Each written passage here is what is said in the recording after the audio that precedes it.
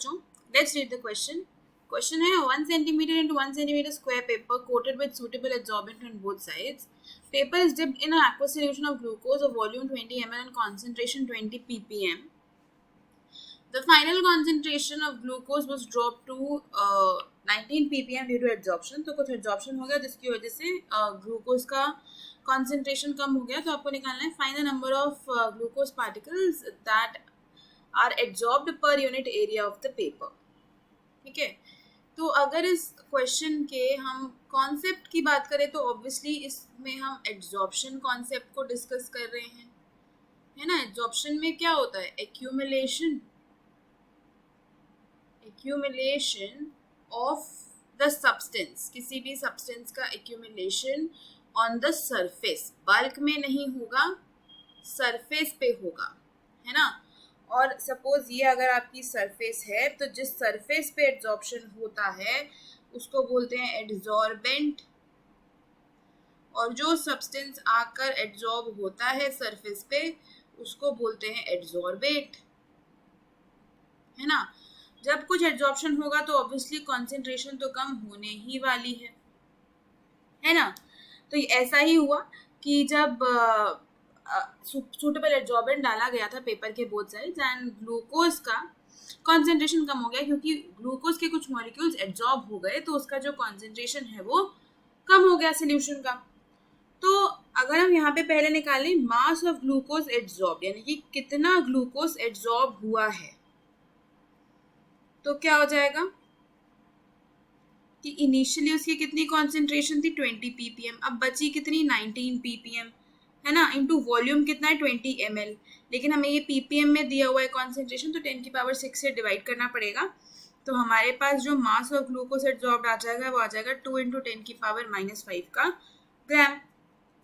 अब मुझे अगर यहीं से निकालना है मोल्स ऑफ ग्लूकोज एड्जॉर्ब्ड, कि कितने मोल्स ऑफ ग्लूकोज एड्जॉर्ब हुए, तो वो क्या हो जाएगा, गिवन वेट जो कि 2 × 10 की पावर -5 ग्राम है, मोलर मास होता है ग्लूकोज का 180, सॉल्व करोगे आ जाएगा 10 की पावर -6 डिवाइड बाय 9. तो इतने मोल्स ऑफ ग्लूकोज एड्जॉर्ब हुए हैं.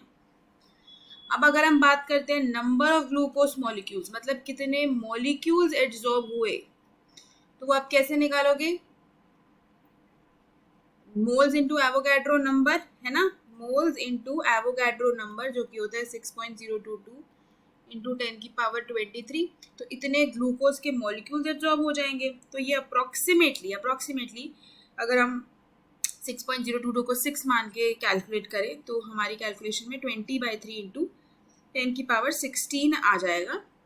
ठीक है, तो ईजियर कैलकुलेशन के लिए आप 6.022 को 6 भी ले सकते हो, आपका आंसर अप्रॉक्सीमेटली वही आता है. तो इतने मॉलिक्यूल्स एब्जॉर्ब हुए. अब पर यूनिट एरिया मुझे अगर निकालना है, that number of glucose molecules adsorbed per unit area. तो अगर आपको पर यूनिट एरिया निकालना है तो आपने क्या करना है, नंबर ऑफ ग्लूकोज मॉलिक्यूल्स को 2 से डिवाइड कर देना है, क्योंकि आपके पास स्क्वायर है. स्क्वायर का एरिया क्या होता है, स्क्वायर्ड पेपर है आपके पास, एरिया ऑफ स्क्वायर क्या होता है, साइड स्क्वायर, है ना, साइड स्क्वायर होता है. तो पर यूनिट एरिया निकालना है तो जो आपका नंबर ऑफ ग्लूकोज मॉलिक्यूल्स है उसको आप 2 से डिवाइड कर देंगे, तो पर यूनिट एरिया आपके पास निकल के आ जाएगा, और ये आएगा अराउंड 3.33 इंटू 10 की पावर 16 सेंटीमीटर -2, है ना, पर सेंटीमीटर स्क्वायर. तो यही आपका आंसर हो जाएगा. तो कितना एरिया जो है हुआ है वो है 3.33 इंटू 10 पावर 16 सेंटीमीटर स्क्वायर. तो कितने ग्लूकोज पार्टिकल्स पर यूनिट एरिया में जो हुए हैं, 3.33 इंटू 10 की पावर 16 पर सेंटीमीटर स्क्वायर. यही इस क्वेश्चन का आंसर है. Hope you understood it well. Best of luck.